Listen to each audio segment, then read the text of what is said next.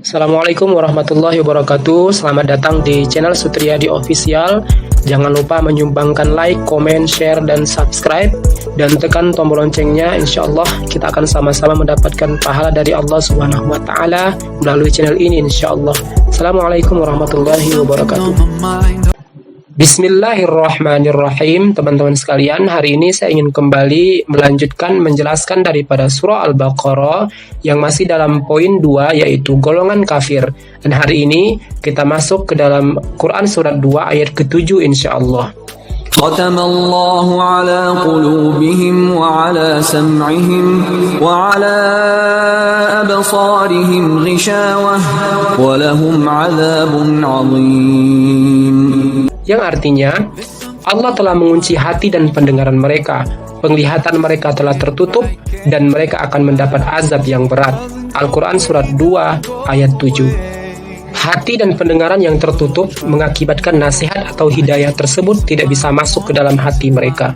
Teman-teman yang dimuliakan Allah Subhanahu wa Ta'ala, sebagai Muslim, tentunya kita berlindung kepada Allah Subhanahu wa Ta'ala dari terkuncinya hati dan pendengaran karena mengabaikan peringatan, baik yang datang dari Allah melalui Al-Quran, dari Rasulullah melalui hadis, dari sahabat Rasulullah melalui ijma', dan dari para ulama melalui qiyas.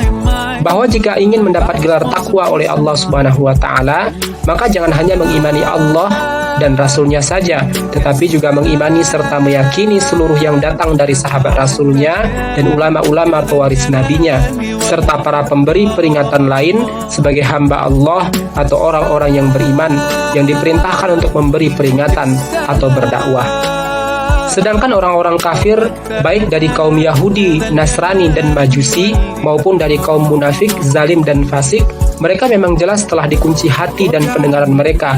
Itu atas permintaan, baik secara kata-kata maupun perbuatan, dan harapan mereka sendiri kepada Allah Subhanahu wa Ta'ala.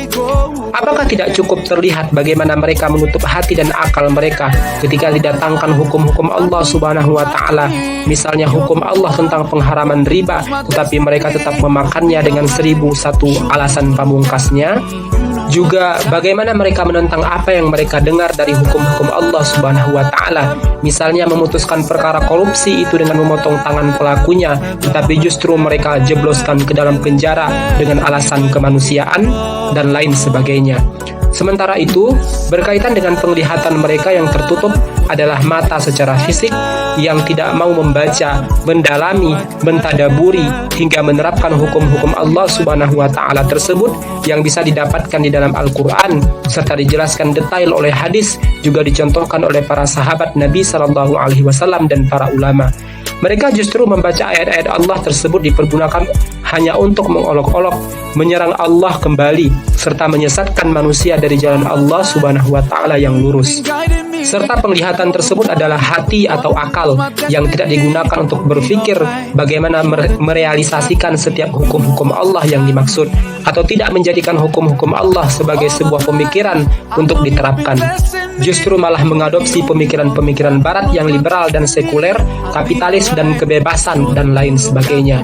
Itulah sederet upaya-upaya mereka dalam meminta ditutup oleh Allah Subhanahu wa Ta'ala mata dan hati atau akal mereka. Padahal seyogianya hanya hukum-hukum Allah lah yang dijadikan sebagai bahan pikir untuk diterapkan, yang dapat menjadikan seseorang yang beriman menjadi bertakwa kepada Allah Subhanahu wa Ta'ala. Oleh karena itu, maka orang-orang seperti itulah yang kafir tersebut, dan atau yang sudah beriman pun akhirnya menjadi kafir karena perbuatan kezoliman, kefasikan, dan kemunafikan mereka. Maka menjadi pantas jika Allah Subhanahu wa Ta'ala memberikan azab kepada mereka di dunia dan di akhirat sebagai sesuatu yang mereka dapat, yang telah ditetapkan untuk mereka. Demikian, sampai bertemu di video saya berikutnya.